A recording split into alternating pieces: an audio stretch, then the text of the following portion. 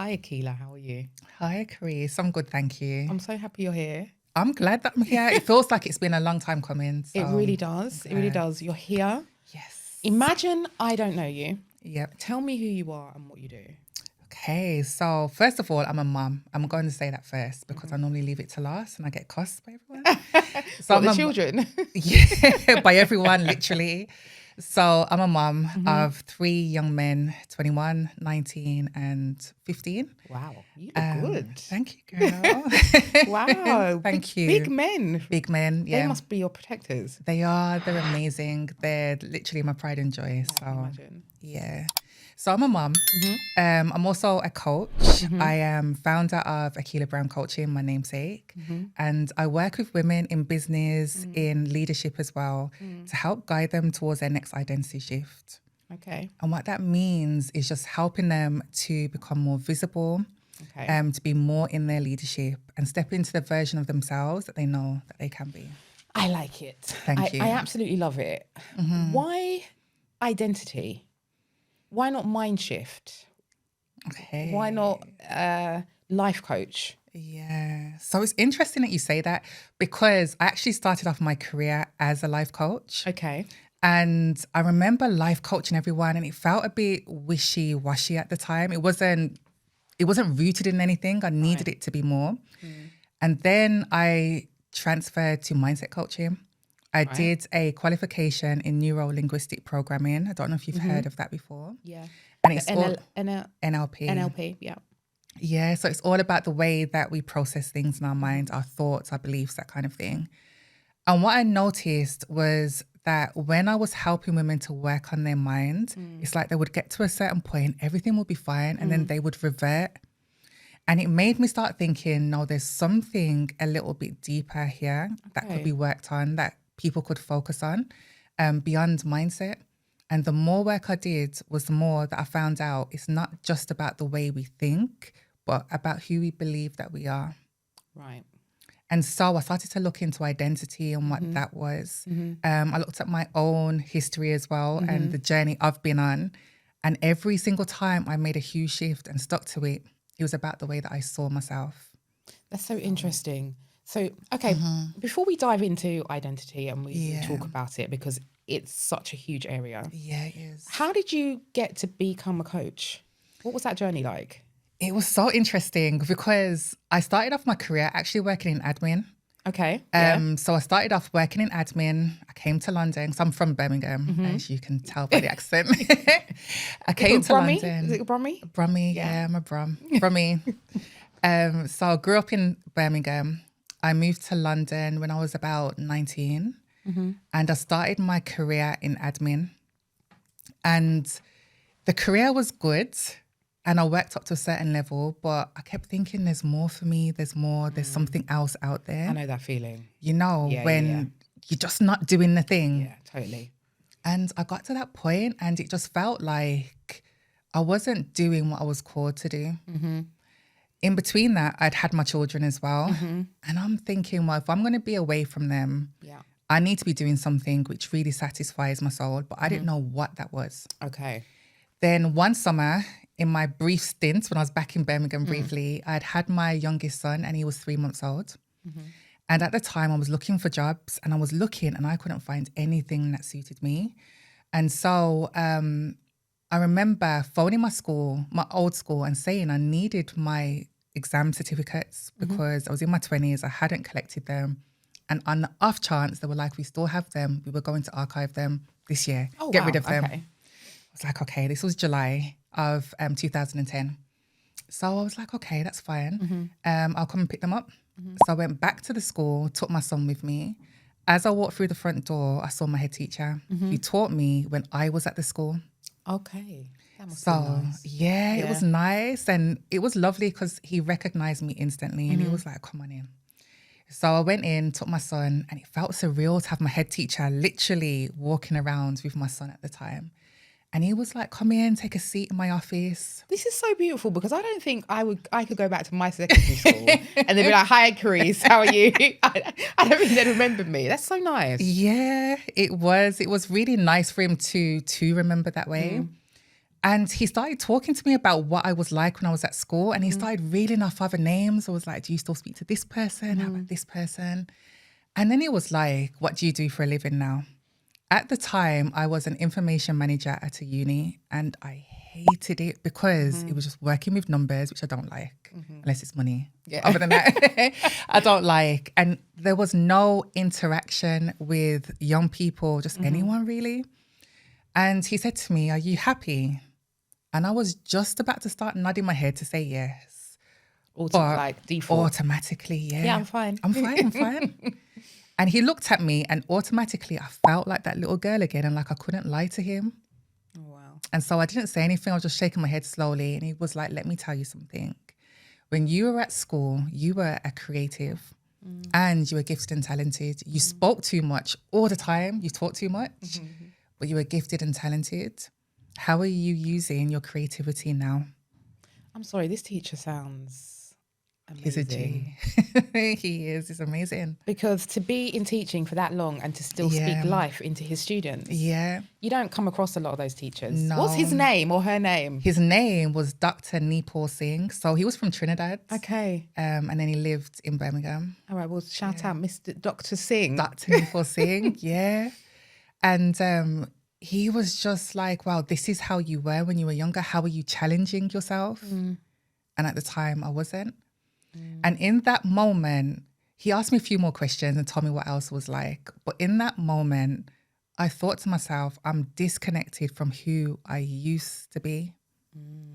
And I went home and I started looking up everything around personal development, around how to connect with your old self, your inner child. And I didn't know what I was doing at the time, but I knew I was searching for whatever he gave me in that school. Yeah. And a few months later, I called back to say that this is what I was thinking of doing. I found out it was a coaching session or coaching questions he asked me. I wanted to do the same. He changed my life in that conversation. Wow. And when I called back, they were like, oh, he's retired? Like, didn't he tell you that when you came in the July, he retired that same month? Wow. And so that was the start of this journey for me.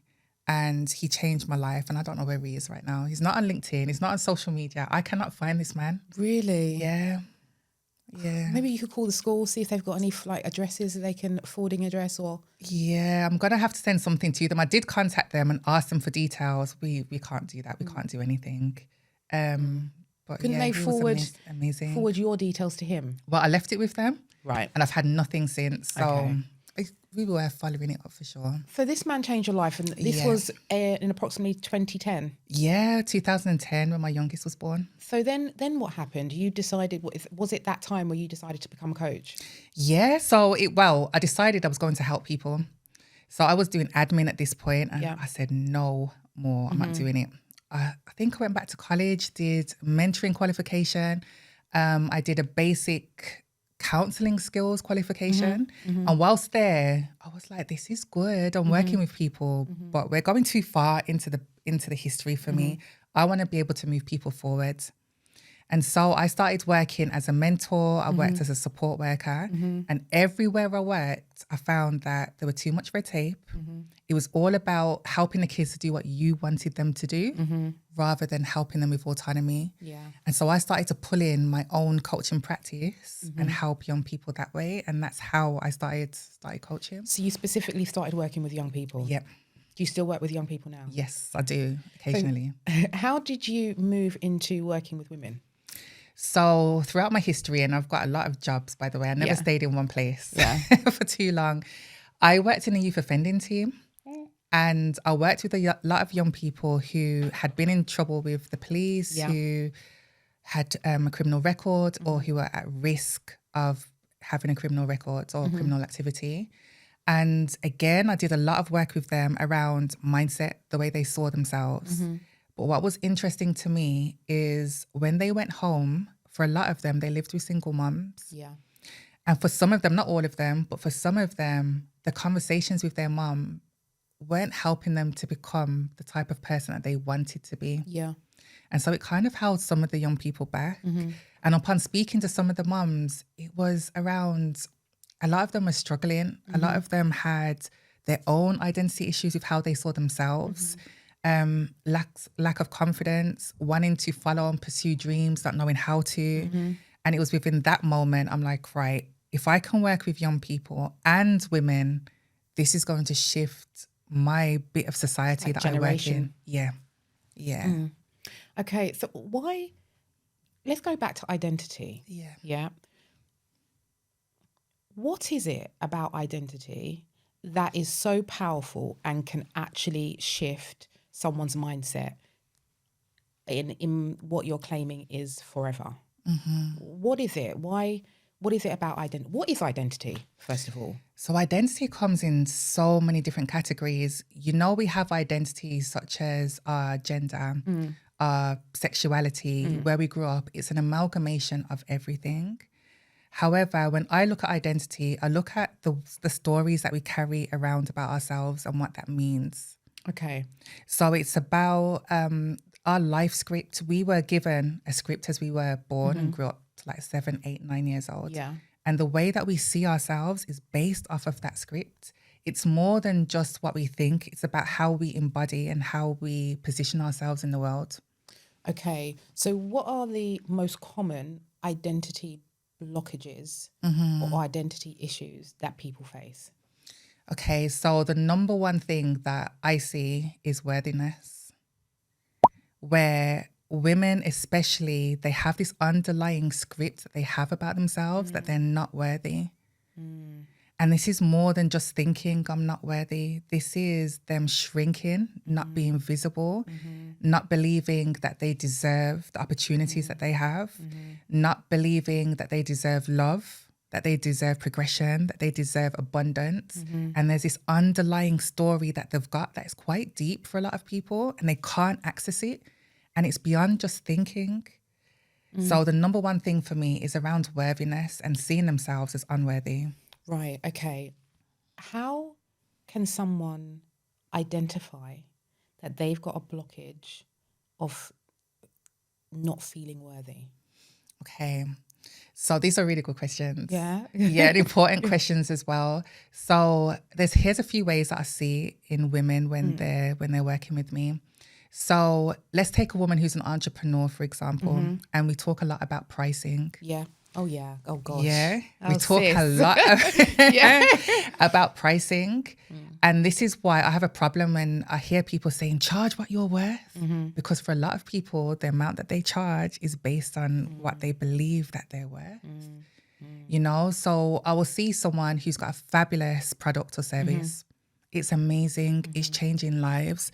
But for some reason, they can't raise their prices or they can't price it in line with competitors. Right. They just can't do it.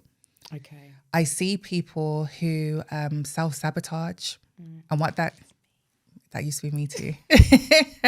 I am a self-sabotager. Yeah. Yeah. Okay. And that can come from a variety of reasons though. What is self-sabotaging? Self-sabotaging is looking like procrastination. So when you're about to do something big and you know it's going to change your life, you're like, right, okay, maybe I'll do this task over here instead. That's self-sabotage. But it's not always that obvious. For me, I would get migraines as a form of self-sabotage. Interesting. So, yeah. So our bodies actually play into the story that we hold about ourselves. Yeah. Is that real? Is that scientifically proven? I don't know if it's scientifically proven, but it's definitely psychologically proven.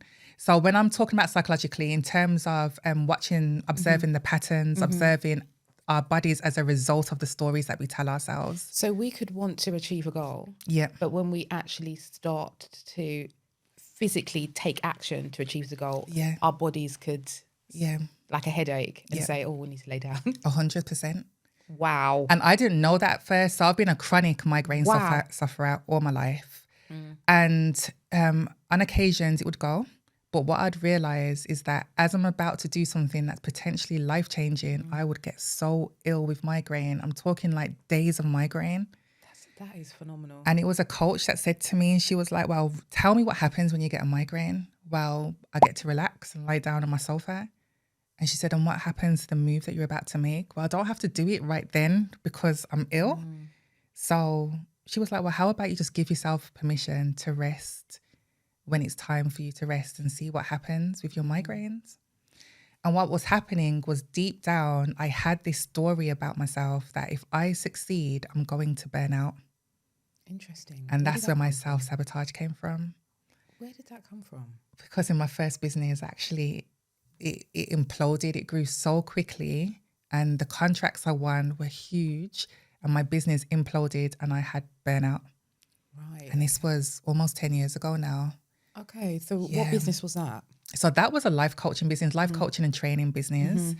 And I won a huge contract to work with the local authority, qualifying and accrediting their staff members in coaching skills. Wow. Yeah. And I had my own accredited company. So you could come through me to get coaching certification. That's amazing. Yeah, it was amazing at the time until it wasn't. And it grew way too quickly for me. When you say it grew way too quickly, can you walk me through that? Yeah, absolutely. So when did you start? So I know that you had your life changed by Dr. Singh in 2010. And then you went back to college, you completed some courses, and you started working with young people. And then you were noticing actually when they're going home, the narrative they were getting from their mother wasn't conducive to where they wanted to go. So you began to work with women. Yes. So when would that have taken you up to? About 2015, 16. So in 2015, you said you started your previous company. Yeah, so it was called Resonate Life Coaching. Yeah. And that was continuing to do coaching with women, coaching in the community as well, but also training as part of the organization as well. Right. Okay. So, but I feel like there's a whole chunk we're missing out, because if you can like set up this company, we've missed from going to college, working with young kids, to setting up this company.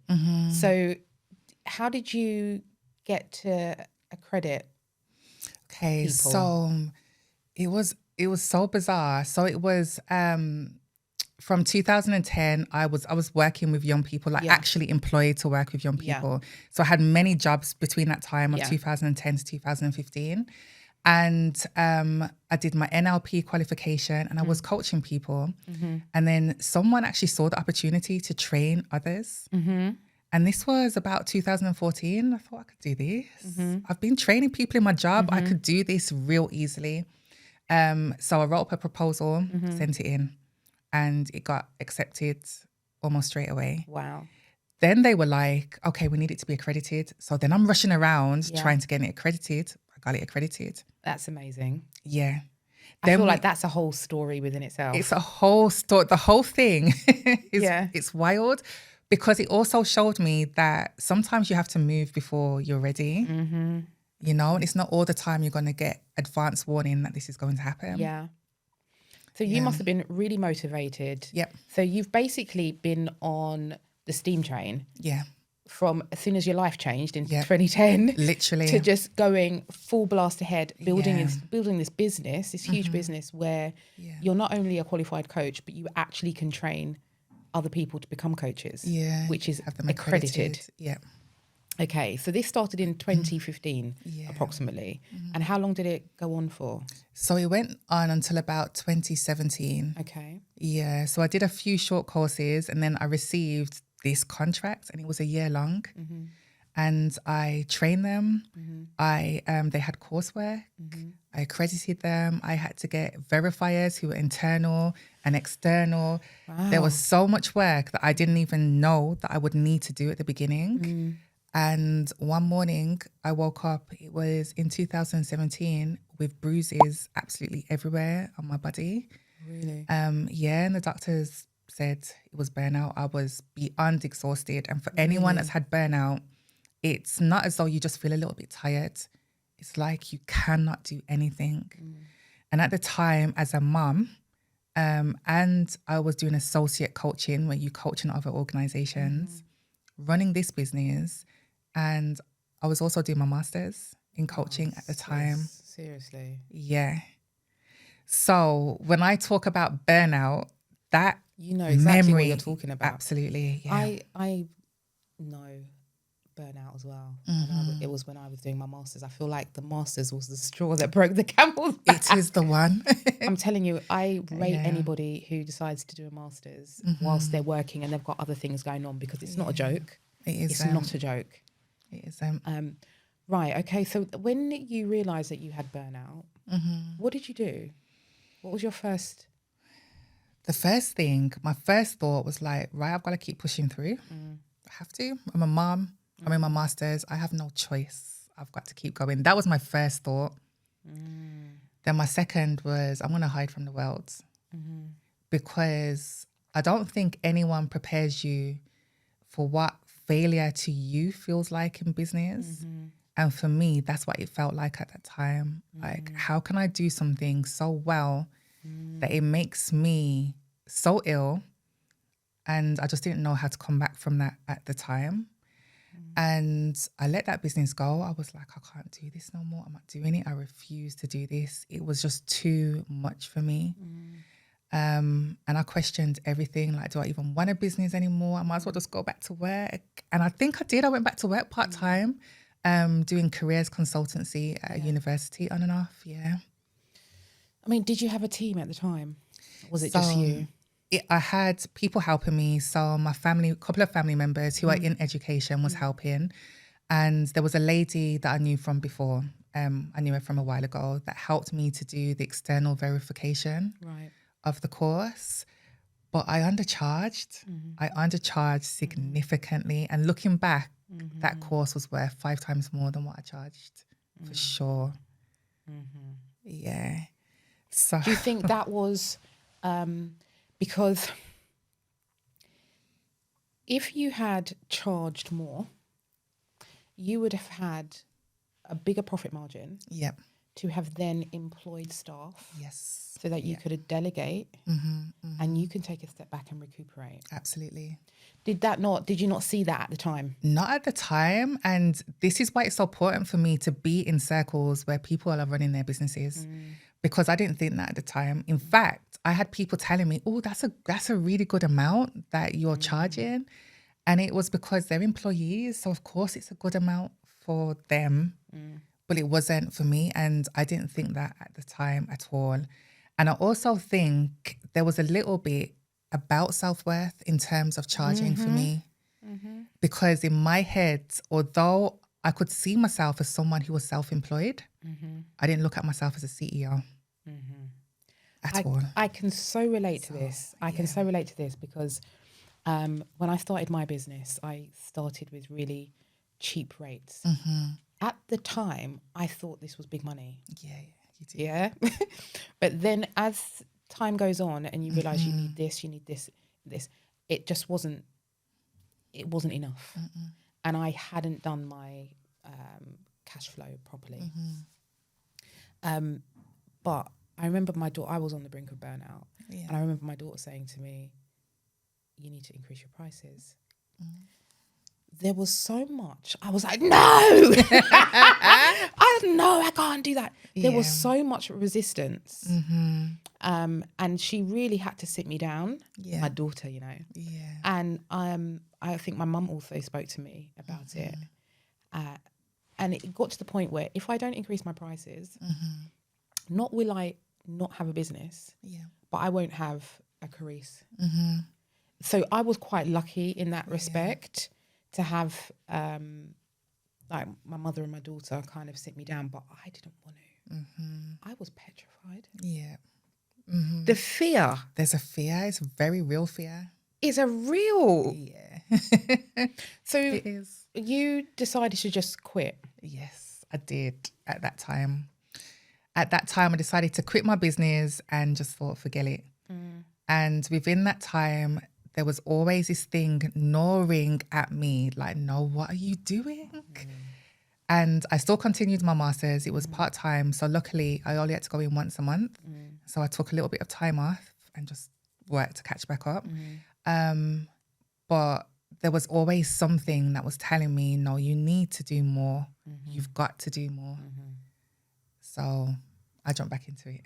When did you jump back into it? So roughly about 2018, I co-founded an organization called Elevated Minds with my mum.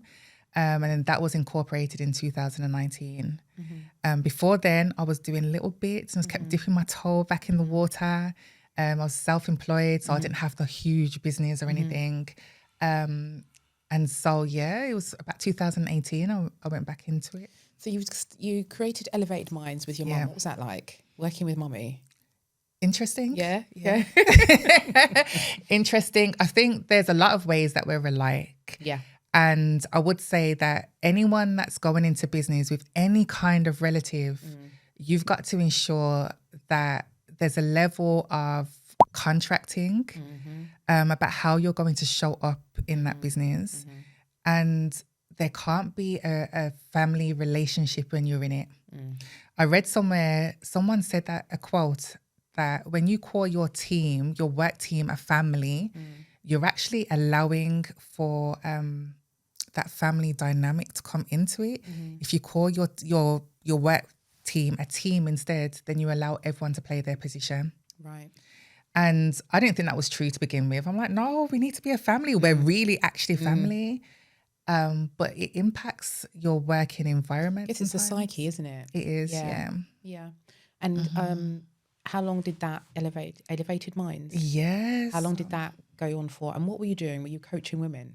So Elevated Minds is an organization that works with young people. Okay. And they coach young people in the community, in schools and everywhere else as well. It's That's a amazing. phenomenal organization. And over the years, we've worked with hundreds of young people, mostly from South London, actually. Really? Yes, I was back and forth to London all the time. Okay. So, and what did you go in? You went into schools? Yep. So we went into schools. Contracts with schools? Yes, we did. Wow. Yeah. So contracts with schools. A lot of work with the Met Police as well. And so, can I just ask? Sorry, because whenever I hear people saying they got contracts with schools or the Met Police, how do you do that? Do you have to do you have to put in bids? What do you have to be part of this system? What do you do? So first of all, any work with schools, we didn't find it easy to get in. So anyone that's listening that actually wants to work with schools, just know that it can take time. It's the relationships that you need to build. Right. And we actually did a lot of free taster sessions. Right. We've had different kind of events where we've invited schools to us as well, where we showed them what we could do. And so over the years, we've built relationships with them. We've gone in, delivered taster sessions, and then the schools have been like, right, can we have you back? Right. So it's basically you need to go in and give them a bit of a freebie. Yeah, okay. Sometimes. Unless you have some kind of direct link to the school where they already know what you're about, then it becomes easier once you build up your reputation with them. Okay, cool. Ben, are you still a part of Elevated Minds? No, not at the moment. So I've stepped back from Elevated Minds. What I know is that when you're working with an organization, if it's not aligned and it's not going in the same direction as you, then it's important for you to honor yourself as well. And I don't ever want to be in a position where one project is taking over what I'm here to do. Yeah. And I found that I was working with women less and less and less and less. And I wasn't staying true to myself. Right. And last year was a wake-up call for me because I was actually diagnosed with something called fibromyalgia. Oh, really? Last year, where it's inflammation of your nervous system. Oh. Yeah. Inflammation of your nervous system. And the more research I've done about it is the more that I found that anyone who's had any kind of trauma has been under extreme stress, or it could have been something like a car accident, could have actually shaken your nervous system and kept it in a space of like fight or flight. And over time, what that causes is for your body to have a reaction to your nervous system. Oh God, it sounds awful. What are the symptoms? So if you imagine that you've got a dial of symptoms, so for some people, it might just be that you feel tired sometimes. For others, it could be that your joints are swollen all the time, that your muscles are swollen and painful all the time, that someone can literally poke you and you're in pain all the time. Yeah, so there's a dial of symptoms for fibro. So how did you find this out? What had happened to make you go and get these tests? So in November of 2022, I believe it was, I'd been out during the night and I woke up the next day and I've gone to get out of my bed and I couldn't walk. What? I just couldn't walk. I couldn't move, nothing. Seriously? Yeah. You must have been petrified. I was so scared. And this is from someone who I like to go out and just have fun sometimes. And I also go to the gym on a regular basis. So it's not like I don't do anything. Yeah, you move. I move. Yeah. And I went to get out of my bed and my legs, they were locked. I looked down, my knees were just so swollen and I just couldn't walk. When was this? What year was this? I think, no, it wasn't 2022, sorry, 2023. That's when it was. Yeah, 2023. Wow. Yeah, so I'm I so couldn't sorry move. you went through that. It's okay. What happened? So I remember my room's in the loft room of my house and I had to come down the stairs on my bum. I was shuffling. I'm like, I can't do this. I had took painkillers to try and make the swelling go down a little bit. And then I had to get a lift to the doctors. I went in, they were like, this isn't normal. Prescribed me some more medication to take the swelling down. And they did test after test on my knees, my wrists, my fingers. Was your wrist and your fingers swollen? They were just hurting. Like it wasn't so much swollen, it was just hurting all the time. But a couple of days before, I was perfectly fine. Very weird. Were you going through stress at the time? Not so much. It was just maybe just the stresses of running a business. But I was that person who was, I'm going to be strong for everyone. I'm not going to ask for any help because I'm strong. I raised my boys on my own. I'm strong. I don't need any help. I'm okay. And it got to this point where I just couldn't walk. They did tests on my knees. They were like, you've got a little bit of osteoarthritis, which is common. I used to be an athlete when I was younger. I got about that, yeah. Yeah, but it's not enough to stop you from walking in this way. And for the next 6 weeks, as I went through so many tests, they couldn't find the real problem. And then it was in March of the following year, so 2024, when I was diagnosed of having fibromyalgia. Wow. It's a rheumatologist. She sat me down and she said, have you ever heard of it before? Which I had. And she pulled out this skeleton with all the bones and all the nerve bits attached to it. And she was explaining what it actually was. And she said that normally it's caused by an intense period of stress or trauma that can bring on fibromyalgia. Yeah, so I have that now. So I'm so conscious about what I do and the work I do, the people I'm around, the environments I'm in, everything I have to be so conscious about because any little thing can cause me to have a flare up. Yeah. Yeah. Yeah. And so the flare up comes when you're stressed. Yeah. So, when I'm stressed, it comes if I'm not speaking up. So, if you hold on to emotion and you don't speak about it, it triggers a flare up. Wow. It comes if I'm doing too much work and I haven't relaxed and rested. Wow. Yeah. So it's like you traumatized your own body. That's what it feels like. That's what it feels like. And as soon as I was diagnosed with it, I'm like, this makes so much sense. The migraines can be a part of it. Not speaking up enough is a part of it. Pretending to be someone else. And I don't mean that as in I'm a fake person because I'm actually not. But definitely from when I was younger, growing up where I grew up, you had to pretend to be someone else because if you couldn't show any weakness in that way. Being a single mom, I'm having to put a brave face on all the time. Being a strong Black woman, I'm having to be the strong Black woman all the time. Pretending that things didn't hurt when they really did. Pretending I didn't need that much rest when I really did. Not asking for help. And I look back over the years and I can see how this happened. Just build up. Yeah, I can see. So, wow. So, I mean, do you have to take medication? So, for a lot of people with fibro, they do. They diagnosed me medication to have, and they told me it's low-level antidepressants. And I'm like, but I'm not depressed, so I don't need it. Yeah. And I'm a huge believer that you can heal your body in different ways. Yeah, I am as well. Yeah, meditation has shifted my life. Visualization, exercise, being around good people. So this meant letting go of a lot of things that were draining me and impacting me, because your body speaks to you. You just have to listen, you know. And I'm just happy to say that, yes, sometimes I have flare-ups, but they're nothing like what they were in the beginning. And when I hear other people's stories, I'm so thankful and grateful. Because it could have been a lot worse. Yes, absolutely. When it isn't. Oh, I'm thankful you're here. Thank you. And I'm really sorry you had to go through that, and you're still going through it. Yes, you know, dealing with it. It's hard. How that would have changed your whole outlook, I'm assuming, on business. So when you got the diagnosis, that was in March 2024. How has that shifted your outlook with business specifically? It shifted it in the type of businesses I want to now go on to create. I want to still create change with women. I know that me speaking, it's part of my gift. And I was listening to an audiobook by Layla Delia, I think her name is. Yes. Yeah.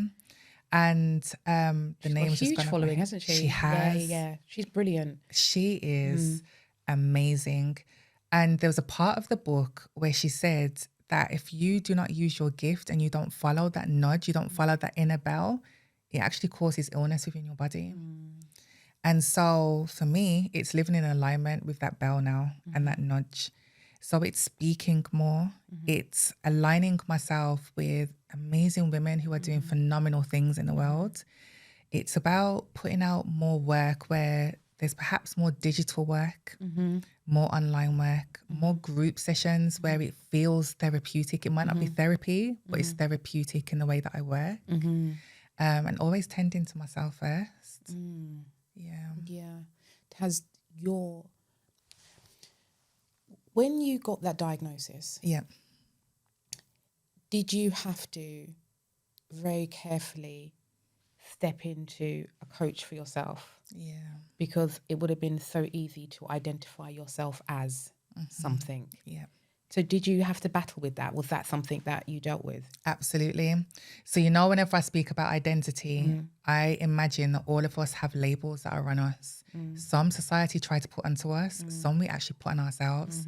And I almost found myself going, right, I have fibromyalgia. And then I was like, okay, I may have some of the symptoms of fibromyalgia, but fibromyalgia doesn't have me. So what does it look like if I take this as a gift rather than something that's cursing my life? Because to me, fibromyalgia is when your body screams at you, and that's what mine was doing. So I took it as a gift of, right, how can I listen to my body daily? How can I help myself to vibrate higher daily? How can I nourish myself and ground myself through the foods I eat, the company I keep, what I listen to, the practices that I have? And that's how I've shifted. It sounds like the identity that you gave it was all about being able to speak to your body. And listen to your body. Does that make sense? Listen to your body, know what your body needs. And that is very beautiful to have. Did it take time to get into that shift, or because it's what you do, was it quite easy for you? I feel like it was quite easy. The initial shock of the diagnosis, I was crying when I came out of there, and I allowed myself to experience that, because the old me would have been like, nope, don't cry. This is fine. I've got it. It's okay. And no, I allowed myself. And I feel like that was almost like a grieving process for the before and after. Yeah, the before and after. And I allowed that, and that lasted for a couple of days. And then I was like, okay, right, let me start journaling around the way that I feel right now. What is it that I feel right now? And I felt out of control. And for someone who's quite in control and likes to be in control sometimes, that was a shock for my whole body, right? You're not in control. There's going to be days you want to work out and you can't. I felt as though my body, at first, it felt almost like a betrayal. Like, I've been working you out for years and then you just gave up on me one day. And that's what it felt like. And then once I allowed myself to sit with those emotions, I was able to start looking at it differently. And I was journaling about this over and over, speaking to my therapist, because I had a therapist at the time. And we spoke about this over and over and over again. And that's how I managed to move from, right, my body's betrayed me, to actually my body is a gift. This is a gift. What is it giving to me right now? I love that. And if we just take your journey with identity and we place it on another woman that's dealing with identity blockages, or, you know, because I'm just thinking, if there is a woman out there that is struggling with identity and that's blocking her goal from her achieving her goals, blocking her from living her best life, blocking her from building her business or scaling her business, blocking her from a relationship with a man or even friendships, platonic, what should she do to try and shift that? Okay, so the first thing is awareness that there is a blockage around identity, and you'll be able to feel it because you'll get glimpses into who she could be. So who she could be in a relationship, who she could be in business. And I would always get her to dream about that version of her, because we don't ever dream about that version of us who has all of those things that we want. So I'd always get her to dream about that first and become aware of where she currently is in relation to that dream. Right, okay. Yeah, so we normally have who we are and where we want to be. And then we've got that space in between the middle. What most people do with that space in the middle is try and learn new skills, go to college, get qualifications, do all the things. I would always ask you, who are you being to close that gap? So who are you being? Is it about being more compassionate? Is it about being more experiential? Is it about being more brave, having more courage? Who do you need to be to close that gap? So if she wants a loving relationship, but she knows that this is who I want to be in my relationship, but this is who I am, what is it that she would need to release to move forward? Right. You know, and for so many people, it's outdated stories about themselves and what they're worthy of. What did you need to release when you got the diagnosis in order for you to shift from I have or I am to this is a blessing? What did you need to release there? Perfectionism and control. Right. Those two things. So I need to let go of those two. But how do we do? How do we let go of those things? As in perfectionism, control, or just anything? So if somebody wants to start a business, and they just can't get anything out because the perfection is ruining them, it's crippling them, or they can't walk away from or step away from their business because they're a bit of a control freak. I'm just throwing out some examples. How do you let it go? You've got to practice. Okay. So you've got to imagine, let's just say you're in the gym and you're doing leg presses. If you do leg press 1 week, then you don't do it for another 6 months, you have no muscles. Right. So now we've got to build our muscle of letting go of the perfectionism. So I like to do that through experiments. Okay. So if you imagine, so this is what I had to do for myself around perfectionism. I wouldn't put nothing out on social media unless it was perfect. I would do an experiment where I put something out that was 10 seconds long and pull it out there. What that's showing is that you can still put something out there at a standard that other people will enjoy and reflects you, but you're also showing your mind that it's safe for you to do so. Right. Because perfectionism is all about control. It's all about having that safety. You don't want people to judge you. And for some people, they can't just run and say, right, I'm going to just put all of myself out there and just start this business. They have to do small experiments to show themselves and their nervous system that it's safe. Right. You're not going to die. Nothing is going to happen to you if you do this. So I would always say experiment and do the reps like how you would in the gym. So just gently. Just gently, yeah. Tiny little steps moving forward. If each day you release control over one thing, and then the next week you do release control over two things, write all the stuff down that you have control over, tick them off one by one. What's the biggest transformation that you've seen from somebody who's worked on identity shifting? Okay, so one of the biggest transformations, I've seen a couple, is someone who's gone from charging like 20 to 30 pounds an hour for what they do to charging like 6,000-7,000 for a package in what they do. Wow.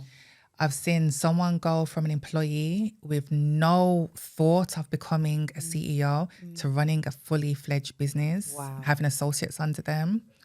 I've seen someone go from, again, charging really lowly to winning contracts of 6 figures, all around the way that they see themselves. So you think that shifting your identity can literally transform your life? Absolutely. Yeah. In the way that you see yourself. Really? Absolutely. What is one thing that you could pass on that we could start today that we can gently start shifting our identity?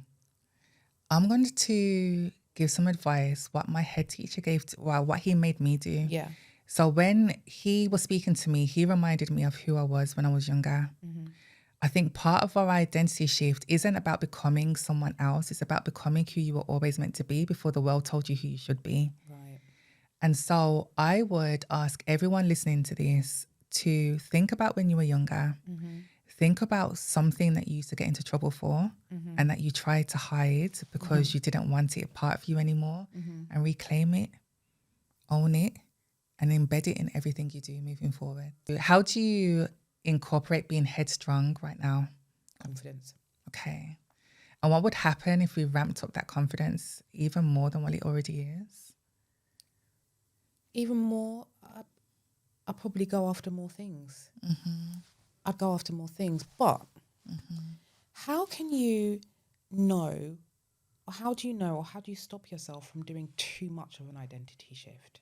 So say, for example, you want to embody confidence, right? But is there a possibility that you can go too far with it? You can get so caught up in embodying that and having identity shift to be confident that you can take it to a stage that it shouldn't be at. I think so. And I feel like, just like anything, it depends on your intention. So, at the beginning where I was saying that I would always get women to uncover who it is that they would like to be. That's normally got an image associated with it. It's got a feeling, a vibration, an intention. I get all women to become very clear about who that is and why, what's their reasoning beyond it. Anything beyond that, I would always check back in with their values. Why is it so important for you to do this? What is important about this identity shift for you? Because this isn't about becoming anyone else. It's reclaiming yourself and stepping into that version of yourself. Right. So that's really interesting. So to a reminder, it's not about being someone new. No, it's about becoming yourself. Absolutely, yeah. It's not lost along the way. Yeah, it's not about becoming someone else. And I think it's really important for me to get that across. It's not about being someone else. You're already good enough as you are. You're already worthy as you are. It's closing that gap between who you are now and the version of you that you would like to be. Because life happens to us and it shrinks us. Okay. And it makes us smaller. And we have so much potential to do so many fabulous things that we just need to know how to navigate that shift. Okay, thank you so much. I mean, how would we know if it's an identity shift that we need or we just need a bit of motivation?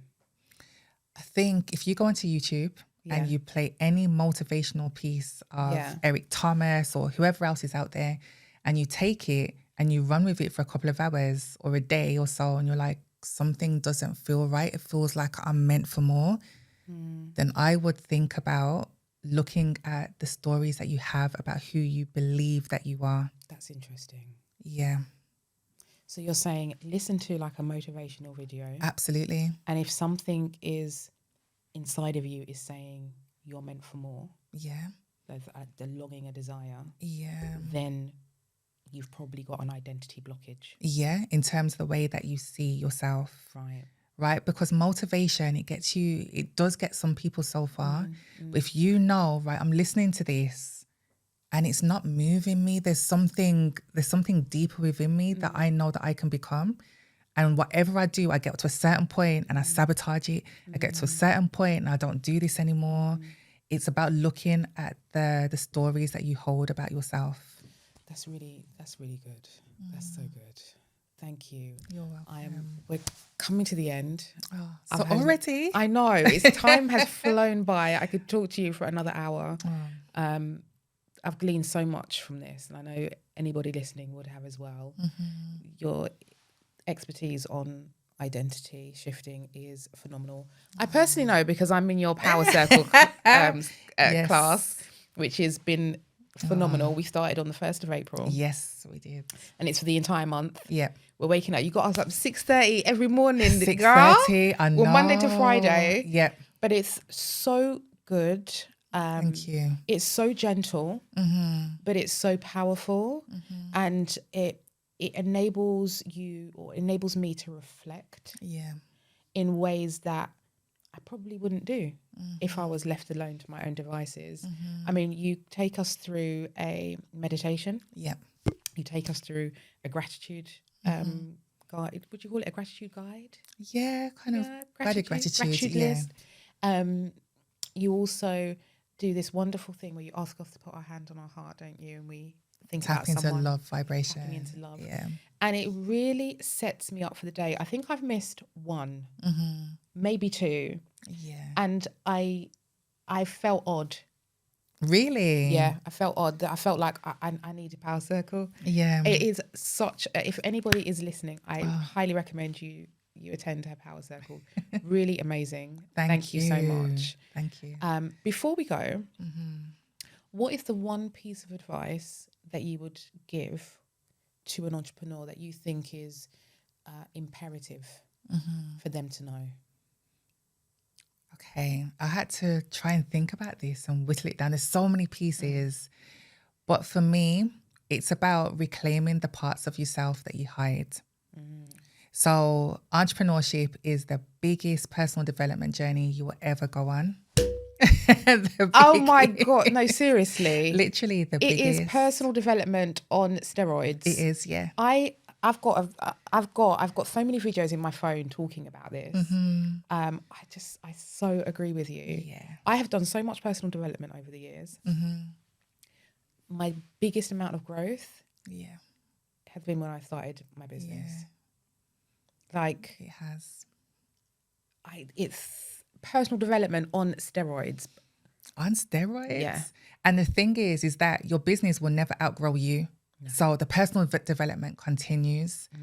And as an entrepreneur, I would just say that in terms of your personal development, reclaiming the bits of you that you got rid of to make yourself more acceptable to others, and you shrunk yourself to fit in with others, reclaim those, because those are your superpowers. I love that. Interesting. Thank you so much. Thank you for being here. Thanks for being having an amazing me. guest. You're more than welcome. Thank you for coming. Is there anything that you would like to talk about that I haven't asked you? Oh, that's a good question. Probably about the people you have around you as an entrepreneur. I think that has been, it's been one of the most important parts of my journey for sure. And growing up, I had like so many friends. I had tons of people. I was always that house where everyone would go to relax, to chill, to get ready for parties. I was that house. And I feel like entrepreneurship lets you know that not everyone can come along with you. And this wasn't explained to me before. So when the shift started happening in terms of my environment, I was like, what is happening? I'm actually going to lose everyone by becoming an entrepreneur. I found that my relationship shifted. How I showed up to them changed. When you're an entrepreneur and you grow so much, you need to be around other people who are also growing. It's that personal development, isn't it? Yeah. Or at least people who respect the growth. You know, it is. I mean, did you find it difficult to, I guess, let go?